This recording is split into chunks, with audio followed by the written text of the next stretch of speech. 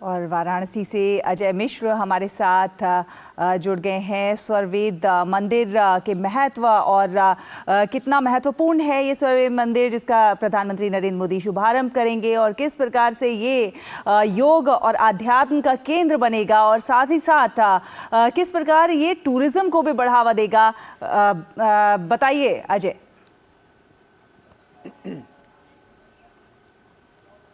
देखिए शैला, इस वक्त मैं काशी के विश्वनाथ मंदिर से अगर मैं आपको थोड़ा सा मैं सापेक्षता दिखाऊं तो वहां से मैं करीब 20 किलोमीटर की दूरी पर हूं, और मेरे पीछे आप देख रहे हैं ये स्वरवेद महामंदिर।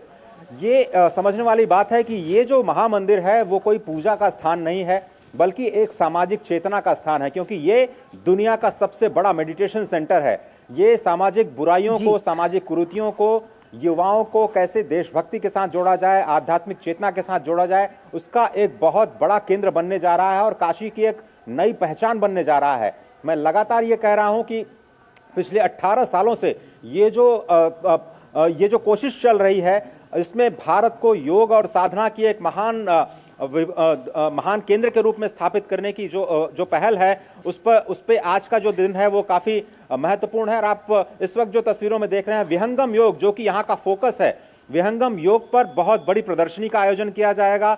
और जो सदाफल देव जी, जो कि महर्षि जिनको हिमालय में जो आत्म साक्षात्कार हुआ, उसके बाद उन्होंने 1331 जो वर्सेस हैं, उनके मंत्र जो हैं, उनको अपने ग्रंथों में समाहित किया, और उन्हीं ग्रंथों को इस विशेष भव्य मंदिर में मकराना मार्बल पर विशेष तौर पर उकेरा गया है। तो स्पष्ट तौर पर जो सामाजिक उत्थान को लेकर के जो उनके भाव हैं, या फिर जो आध्यात्मिकता से जोड़ने वाले जो उनके वर्सेस हैं, उनसे तो लोगों को परिचित होने का मौका मिलेगा ही। साथ ही अगर आप देखें तो देश में युवाओं को आध्यात्मिक चेतना के साथ जोड़ने का, और साथ ही साथ पूरी दुनिया को योग और साधना के साथ जोड़ने का एक बहुत बड़ा केंद्र आज काशी के लिए बहुत बड़ी सौगात मिलने जा रही है, क्योंकि 100वीं वर्षगांठ है। 2 साल पहले प्रधानमंत्री आए थे 58 में जो वार्षिकोत्सव के अवसर पर, और तस्वीरें भी हम स्पष्ट तौर पर देख रहे हैं। और आज से कुछ बड़ा संदेश यहाँ की धरती से जरूर दुनिया के लिए होगा, जहां पर एक बार फिर से भारत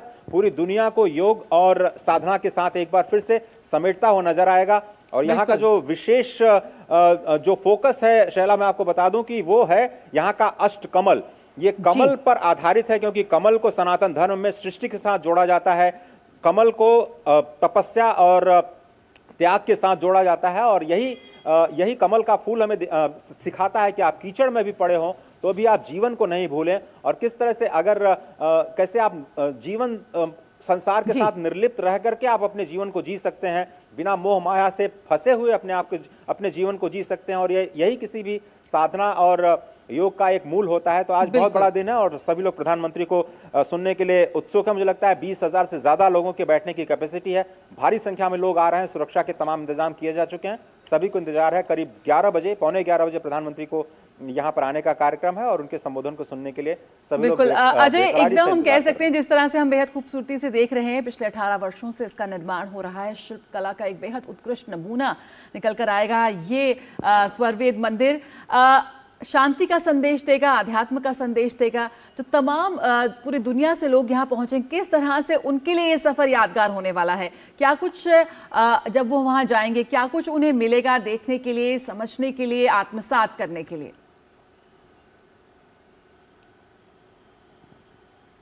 तो मैं अपने कैमरामैन उत्तम सिंह को थोड़ा सा रिक्वेस्ट करूंगा कि वो इन तस्वीरों पर फोकस करें, जो फोकस करता है विहंगम योग पर।